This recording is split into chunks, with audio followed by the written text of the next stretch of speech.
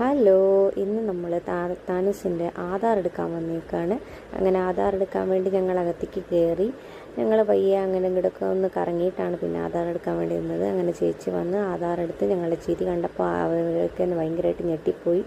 എല്ലാവർക്കും ഭയങ്കര സന്തോഷമായി. അച്ഛൻ്റെ കൈയൊക്കെ തമ്പൊക്കെ പതിപ്പിച്ച് അങ്ങനെ ഞങ്ങളുടെ ആധാറിൻ്റെ ഫോട്ടോ കണ്ട് എല്ലാവരും ഞെട്ടി.